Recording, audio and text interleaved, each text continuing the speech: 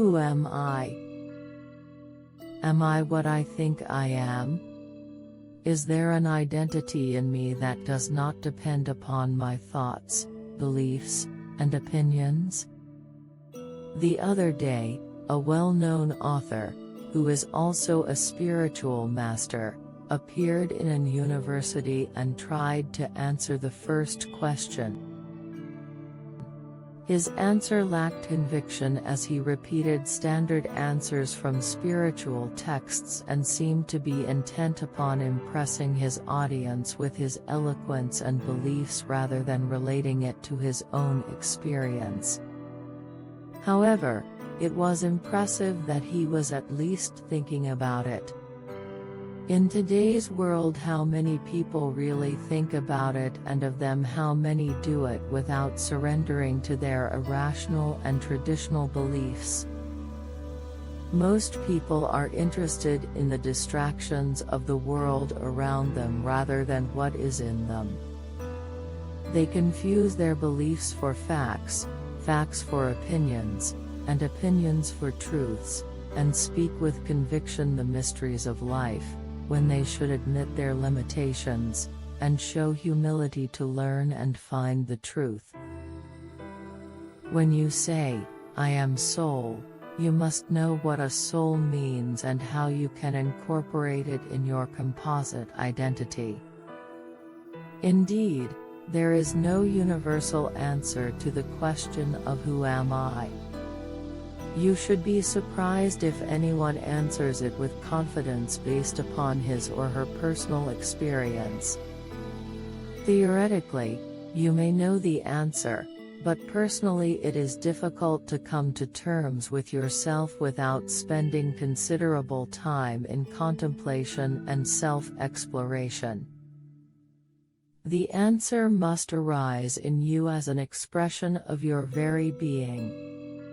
It must define you and express you in your terms, free from your imagination, speculation, and beliefs. Understanding the barriers to self-awareness. The following problems prevent you from knowing who you are. Your self-identity is an amorphous concept. You do not have one particular identity that remains constant. You have many identities at the same time, and each of them may also undergo change. You play many roles, establish many relationships, and assume many identities as you deal with problems and try to survive in a world of numerous threats, challenges, and conflicts. You have many aspects that remain unknown to you and to others until the end. Many assumptions that you make about them, such as your dream world, may not be true. You can study yourself from the outermost physical aspects of you to the innermost mental aspects, and still you may not know for sure whether your study is complete. You are conditioned to be. Your notion of self is a construct or a formation conditioned by your need for approval and belongingness. It is an accumulation of knowledge, which does not truly represent you, but what you decide to project to the world as a part of your survival. You also wear many masks and embellish truths about you to hide certain aspects of you from the world to avoid their judgment, attention, and disapproval. Your identity constantly changes and evolves. Your identity as a child is not the same as your identity as an adult or an old person.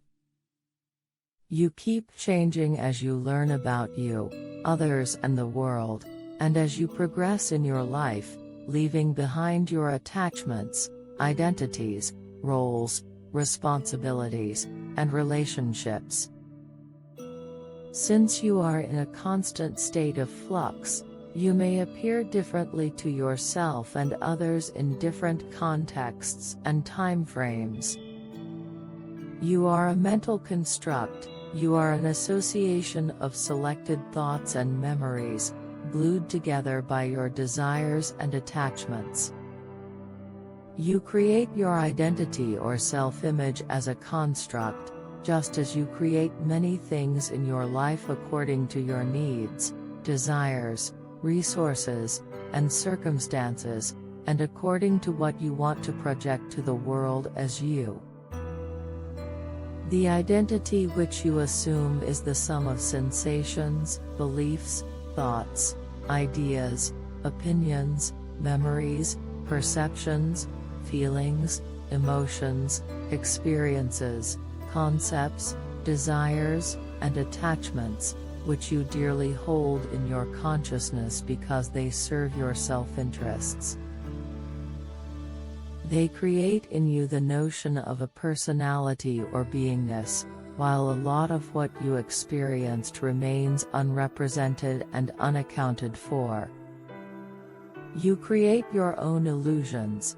You not only create your self-identity with selective memories, but also embellish it with your imagination and creativity.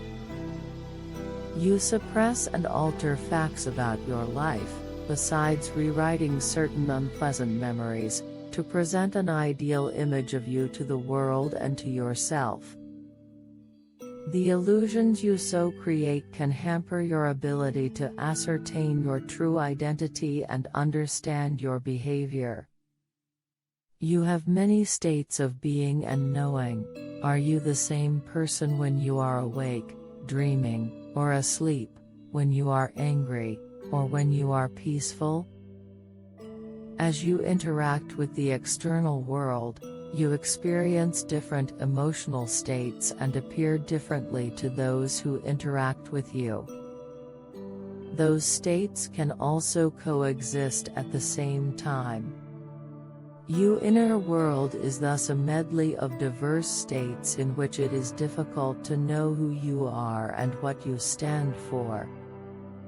While your external self may undergo innumerable changes, the inner one does not change since it is your eternal identity. Breaking the barriers.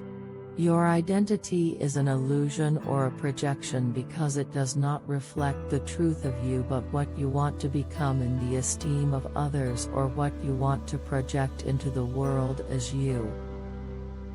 All human beings go through many identical experiences in their lives, but end up feeling and being uniquely different because they pick specific memories from the pool of their experiences and choose to remember them in certain individual ways.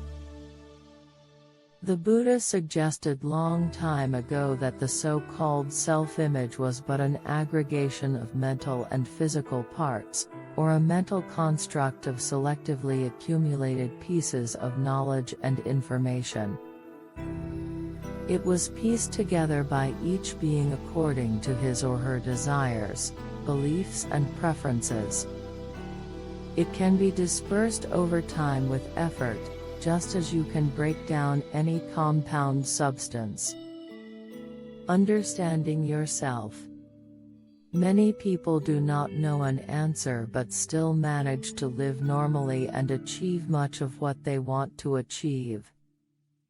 Still, it is worthwhile to explore your consciousness and ascertain facts about the nature of your existence and identity. Understand the constructs you build and the masks you wear to manage the complexity of your life and relationships and how they may interfere with your true identity. Understand your illusions and conditioning to find your authentic self so that you can be yourself, true to yourself, and know yourself.